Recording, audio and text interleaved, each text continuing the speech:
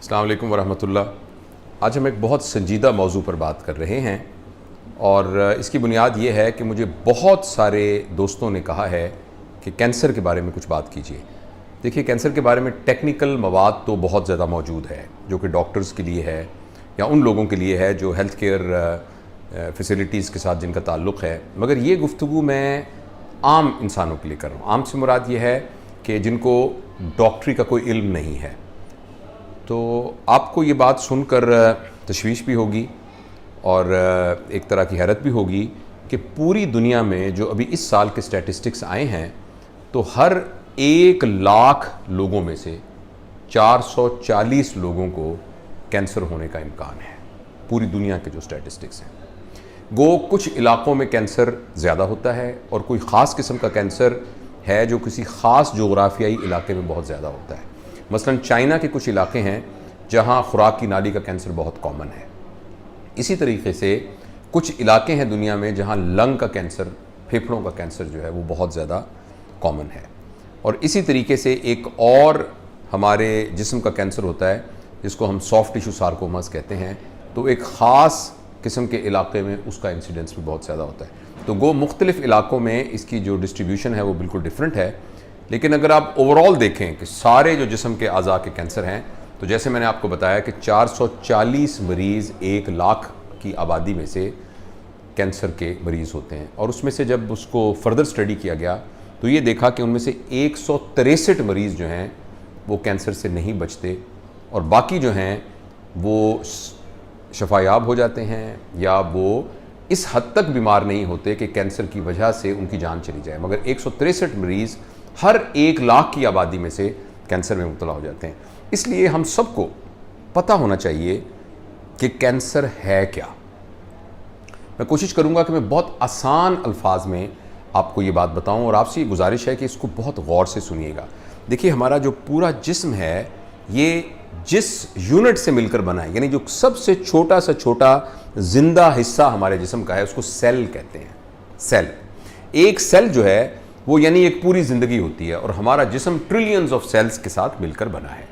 अच्छा, ये जो सेल हैं ये बॉडी में टूटते रहते हैं और ये ख़त्म होते रहते हैं और उनकी जगह पे नए सेल्स बनते रहते हैं। हमारे जिस्म के कुछ आज़ा ऐसे हैं जिनके सेल्स बहुत आहिस्ता से ज़ाया होते हैं और कुछ हैं जो कभी भी ज़ाया नहीं होते, जिसमें हमारे जो दिमाग के सेल हैं, नर्वस सिस्टम के सेल्स हैं, ये बहुत जल्दी रिप्लेस नहीं होते। और कुछ सेल्स तो ऐसे हैं कि वो हमेशा रहते हैं। लेकिन कुछ चीज़ों के सेल ऐसे हैं जो बहुत रैपिडली चेंज होते हैं। जैसे हमारे खून के जरसूमे हैं, ये जो खून के सेल हैं वो तकरीबन 90 दिन के बाद सारे के सारे पुराने चले जाते हैं और नए आ जाते हैं। इसी तरह हमारी जिल्द के सेल जो हैं ये झड़ते रहते हैं और नीचे से नए आते रहते हैं। इसी तरह हमारी खुराक की नाली के अंदर जो सेल्स हैं वो भी जिस्म से जुदा होते रहते हैं और नए सेल आते रहते हैं। तो ये तोड़ फोड़ का, ज़िंदगी और मौत का ये खेल हमारे तमाम सेल्स में हर वक्त चलता रहता है। तो अल्लाह ताला ने इतना खूबसूरत निज़ाम बनाया है कि जो ही नए सेल टूटते हैं, पुराने सेल टूटते हैं और नए सेल बन जाते हैं। अच्छा, इन नए सेल्स का बनना एक ज़रूरत की हद तक रहता है और जब वो हद आ जाती है तो कुदरत का अपना एक निज़ाम है जिससे वो ग्रोथ रुक जाती है। मगर कैंसर एक ऐसी बीमारी है जिसमें जिस्म के अज़ा के कुछ सेल एक तो एबनॉर्मल हो जाते हैं, यानी नॉर्मल नहीं रहते, और दूसरा वो इस तरह ग्रो करना शुरू कर देते हैं कि वो किसी जिस्म के ज़ाब्ते के मातहत ग्रो नहीं करते मगर अपनी मर्जी से ही बढ़ना शुरू हो जाते हैं। लिहाजा अगर किसी को जिगर का कैंसर होगा तो इसका मतलब ये होगा कि जिगर के अपने सेल वो बढ़ना शुरू हो गए और वो जिस्म का जो निज़ाम है, जो ब्रेक लगाने का निज़ाम है, रोकने का, वो उसको बिल्कुल नहीं मानते और वो बढ़ना शुरू हो जाते हैं। इसी तरीके से जिस्म के मुख्तलिफ आज़ा का कैंसर हो सकता है। सर के बालों से लेकर पैर के नाखून तक जिस्म के किसी हिस्से में भी कैंसर हो सकता है। तो इसका नाम है कैंसर। कैंसर कोई बाहर से जरासीम की वजह से नहीं होता, कैंसर कोई सोजिश नहीं होती, बल्कि जिस्म के अपने ही सेल बेकाबू हो जाते हैं। यानी इस घर को आग लग गई घर के चिराग से, जिसे कहते हैं, अपना आप से ही, यानी घर के अंदर ही लुटेरे पैदा हो जाते हैं, अपनी औलाद में से डाकू पैदा हो जाते हैं। तो अपने सेल जो है वो खुद ही इतने बढ़ना शुरू हो जाते हैं कि वो एबनॉर्मल होकर अपने आप को खाना शुरू कर देते हैं। अच्छा, अब फ़र्ज़ करें खुदा न खास्ता किसी के जिगर में एक रसौली हुई जिसको कैंसर कहते हैं, तो इसका नुकसान क्या है? एक तो नुकसान ये होता है कि ये ट्यूमर बढ़ता बढ़ता बढ़ता मुख्तलिफ जगहों पर दबाव, फ़र्ज़ करें जो जिगर की नाली जा रही है उसको दबाव डाल देगा, दबाव डालेगा तो यरकान हो जाएगा। और अगर ये साथ साथ बढ़ता बढ़ता फ़र्ज़ करें वो जो खून की शरेआन जा रही है उसको दबा देगा तो उसकी वजह से खून का दौरान ख़त्म हो जाएगा। यानी लोकल प्रेशर की वजह से ट्यूमर नुकसान पहुँचाना शुरू कर देता है। इस तरह दिमाग में एक रसौली होती है, पिट्यूटरी ट्यूमर कहते हैं, तो वो जब बढ़ना शुरू होता है तो उसके करीब वो रगें जा रही हैं जो कि बिनाई को कंट्रोल करती हैं, तो जब वो उस पर प्रेशर डालता है तो आदमी नाबीना हो जाता है। इसी तरीके से पेशाब की नाली बंद हो सकती है, इसी तरीके से सांस की नाली बंद हो सकती है, इसी तरह खुराक की नाली बंद हो सकती है। तो ये जो लोकल प्रेशर डालता है, एक तो कैंसर का ये नुकसान होता है।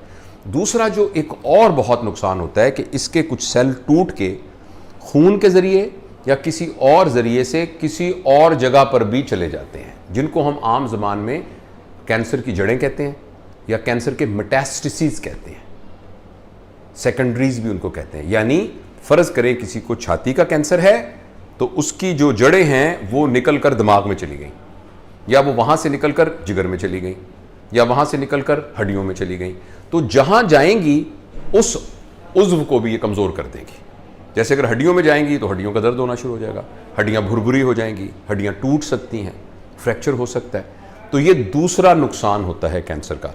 और तीसरा नुकसान ये होता है कि जो कैंसर है वो ऐसे मादे पैदा करता है जो जिस्म के सारे अफ़आल को, सारे के सारे कामों को मुतासर करना शुरू कर देता है, जिसकी वजह से भूख लगनी बंद हो जाती है, जिसकी वजह से खाना खाने को दिल नहीं चाहता, जिसकी वजह से वज़न कमज़ोर होना शुरू हो जाता है, और जिस्म का जितना भी तवानाई को जनरेट करने का निज़ाम है वो सारा का सारा मुतासर हो जाता है।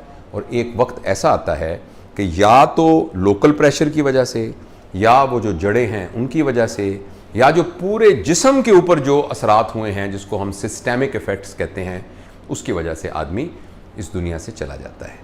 तो ये है कैंसर। अच्छा, अब मैं कुछ बातें और बहुत ज़रूरी, मुझे पता है ये वीडियो थोड़ी सी लंबी हो जाएगी मगर हमें इससे कोई गरज नहीं है। आप इस वीडियो को मुकम्मल देखिएगा और आखिर तक देखिएगा, क्योंकि ये मालूमात हमारे लिए बहुत ज़रूरी हैं। और कोशिश कीजिएगा कि अपने तमाम और जिनसे आप प्यार करते हैं उनके साथ ये मालूमात शेयर करें। अच्छा, अब कैंसर का पता कैसे लगे? कैंसर का पता लगाने के लिए मैं आपको कुछ मोटी मोटी अलामात बताऊंगा। उन अलामात में से कोई भी अलामत हो तो इस बात का इम्कान है कि कैंसर हो सकता है, लेकिन इसकी वजह से बिल्कुल वहम में भी नहीं आ जाना, क्योंकि ज़रूरी नहीं है कि वो अलामत हो तो उसकी वजह से कैंसर ही है। उसमें सबसे अहम बात यह है जिस्म पर किसी भी गिल्टी का नमूदार होना। आपके जिस्म पर कोई चीज़ एबनॉर्मल है, चेहरे पर, जिस्म के किसी हिस्से के ऊपर। मैं बाद में ख़वातीन और मर्दों के बारे में भी बताऊंगा कि कौन कौन से कैंसर कहाँ कॉमन है। तो प्लीज़ याद रखिए, आपके जिस्म पर किसी भी जगह पर कोई गिल्टी नमूदार हो तो ये भी हो सकता है वो कैंसर ना हो, लेकिन आप ज़रूर किसी डॉक्टर से रब्ता करें कि कहीं खुदा न खास्ता वो कैंसर ना हो, गिल्टी। नंबर 2, अगर आपके जिस्म के किसी भी सुराख में से, ऑरिफिस में से, यानी नाक, यानी मुंह, यानी कान, या पेशाब और पखाने के, या जनाना रास्ता, इनमें से किसी में से अगर खून आना शुरू हो जाए तो ये एक कैंसर की अलामत हो सकती है। 2 बातें। तीसरा, अगर आपको खांसी आ रही है और ये खांसी किसी आम खांसी की दवाइयों से ठीक नहीं हो रही और ये मुसलसल हुए जा रही है तो ये कैंसर की अलामत, फेफड़े के कैंसर की अलामत हो सकती है। तीसरी बात। चौथी बात यह है कि अगर किसी को मुसलसल कब्ज़ रह रही है जो कि ठीक नहीं हो रही, या पखाने का निज़ाम थोड़ा दरम बरम हुआ है, तब्दील हुआ है और वो मुसलसल हुए जा रहा है, तो ये कैंसर की अलामत हो सकती है, खून आने के अलावा।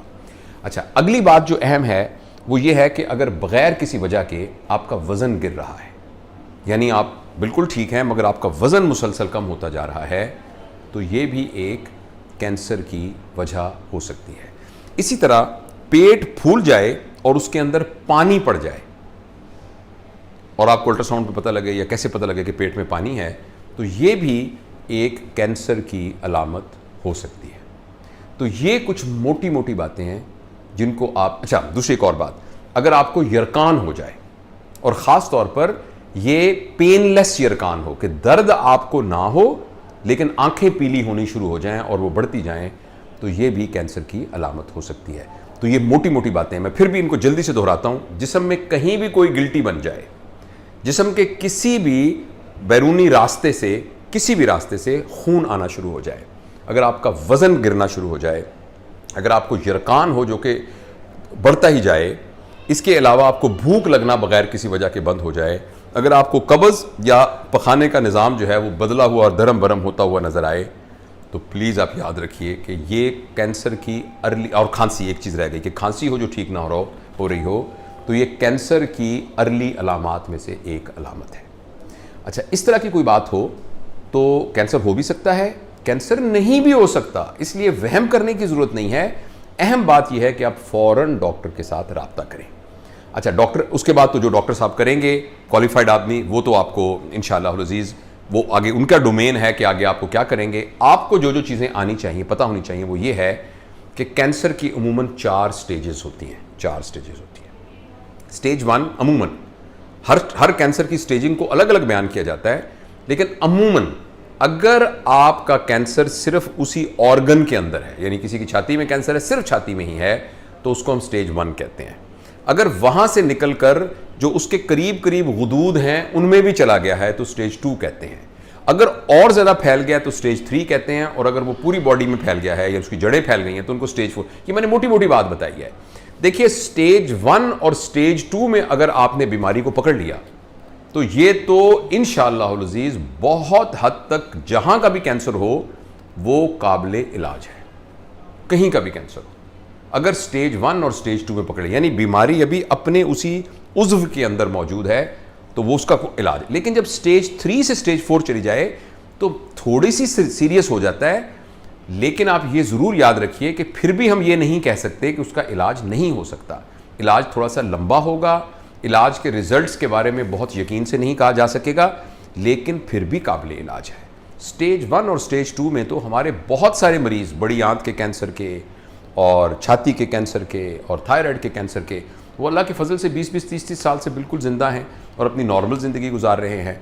तो इसीलिए मेरी ये वीडियो बनाने का और आपको पैगाम देने का ये मकसद है कि कैंसर एक मूजी मर्ज़ है, एक जानलेवा मर्ज़ है, एक बहुत खौफनाक मर्ज़ है। लेकिन अगर हम थोड़े से होशियार हों, विजिलेंट हों और इस बीमारी को स्टेज 1 और स्टेज 2 में, यानी जो जो मैंने अलामात बताई हैं उन्हीं अलामात के शुरू होते ही राब्ता कर लें, तो इंशाअल्लाह अज़ीज़ ये बीमारी पकड़ी जा सकती है अगर हो, और ये काबिल इलाज है। अच्छा, अब कुछ थोड़ा सा आपको ये भी पता होना चाहिए कि अमूमन कैंसर का इलाज किस तरीके से किया जाता है। अमूमन कैंसर के लिए 4 हथियार हैं। पहला हथियार है ऑपरेशन, यानी उसको ऑपरेशन करके निकाल देना। दूसरा हथियार है कीमोथेरेपी। कीमोथेरेपी से मुराद वो टीके हैं जो कि कैंसर को मारने के लिए इस्तेमाल किए जाते हैं।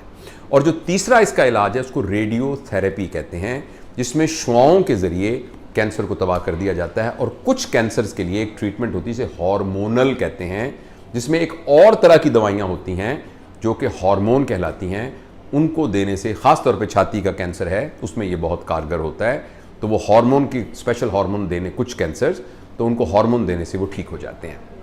तो आप ये फैसला बहरहाल आपके डॉक्टर साहब करेंगे कि इस सिलसिले में हमें क्या करना है। तो आखिर में जो बात मैं आपको बताना चाहता हूँ वो ये है कि मर्दों के अंदर जो कॉमन कैंसर हैं वो लंग का, फेफड़ों का कैंसर है मर्दों के अंदर। इसी तरह मर्दों के अंदर मैदे का कैंसर, यानी अगर पखाना, जैसे मैंने कहा, काले रंग के पखाने आना शुरू हो जाएं और साथ आपको यानी पेट में यहाँ को गिल्टी महसूस हो तो और खाना खाने में दिक्कत हो, मैदे का कैंसर मर्दों के अंदर कॉमन है। इसी तरीके से तीसरे नंबर पर बड़ी आंत का कैंसर, ये मर्दों में कॉमन है। इसके अलावा प्रोस्टेट ग्लैंड, यानी पेशाब के अखराज के करीब एक ग्लैंड होता है, इसमें पेशाब रुक जाता है, तो ये भी मर्दों के अंदर कॉमन है। और औरतों के अंदर छाती का कैंसर बहुत कॉमन है। और इसके अलावा जो बच्चादानी का मुंह है, जिसको हम सर्विक्स कहते हैं, उसका कैंसर वो भी बहुत कॉमन है। और इसके अलावा जो बाकी कैंसर हैं वो तो मर्दों और औरतों में थोड़े थोड़े फ़र्क के साथ दोनों के अंदर कॉमन है। तो इन तमाम चीज़ों को मद्देनज़र रखना चाहिए। इन तमाम कैंसर्स का अलग अलग से भी आपको डाटा मिल जाएगा कि जैसे छाती के कैंसर से बचाव के क्या तरीके हैं, बड़ी आंत से कैंसर से क्या तरीके हैं, इसके जो लंग कैंसर है उससे बचने के क्या क्या तरीके हैं। लेकिन कुछ बातें ऐसी हैं जो उमूमी तौर पर कही जाती हैं कि कैंसर के बचाव के अंदर बहुत ज़रूरी हैं या बहुत अहम हैं। उनमें से एक है सिगरेट का ना पीना, किसी भी नशा आवर दवा, किसी भी नशा आवर ड्रग और अल्कोहल, शराब, इससे मुमानियत। इसी तरीके से बहुत ज़्यादा स्मोक्ड फूड, भुनी हुई फूड, बहुत ज़्यादा तली हुई खुराक, इसके साथ परहेज़। इसके अलावा अच्छी हेल्दी डाइट, ऐसी डाइट जिसमें फैट बहुत ज़्यादा ना हो, प्रोटीन ज़्यादा ना हो, एनिमल प्रोटीन ज़्यादा ना हो, बल्कि सब्जियां और फल वगैरह ज़्यादा हों, तो वो कैंसर से बचाव के अंदर मावनत होती है उनसे। और इसी तरह स्ट्रेस फ्री लाइफ, यानी लाइफ में से स्ट्रेस को निकाल दिया जाए। तो ये कुछ जर्नल फैक्टर हैं, लेकिन इसके बावजूद अगर ये सब एहतियात भी की जाए तो बाज़ लोगों में बदकिस्मती के साथ उनके मौरूसी तौर पर जेनेटिकली उनके अंदर कैंसर को होना होता है। तो ऐसी सूरत में वही बात है जो मैंने आपसे पहले कही थी कि वो जो आप 5-10 मैंने आपको बातें बताई थी, अल्लाह ना करे कि अगर वो बातें मौजूद हों तो फौरी तौर पर डॉक्टर के पास पहुंचने पर कैंसर एक आम मर्ज के तौर पर ट्रीट की जा सकती है और इंशाअल्लाह अज़ीज़ उसका इलाज मुमकिन है। मैं कुछ अभी ये जब मैं वीडियो अपलोड करूंगा तो इस सिलसिले में बहुत सारे सवालात आएंगे, तो मैंने अपनी टीम को मैं कहा है कि वो उन तमाम सवालात को देखें और अगर ज़रूरत हुई तो मैं इंशाअल्लाह उनके जवाब के लिए एक और भी इंशाअल्लाह आपके साथ एक दफ़ा मैं हाज़िर होऊंगा और आपके साथ शेयर करूंगा। मेरी अल्लाह से दुआ है कि ये जो थोड़ी सी मैंने कोशिश की है इसके ज़रिए अगर किसी का भला हो सकता हो, अल्लाह ताला मुझे भी अपनी हिफाजत में रखे, आप सबको अपनी हिफाजत में रखिए। बहुत बहुत शुक्रिया।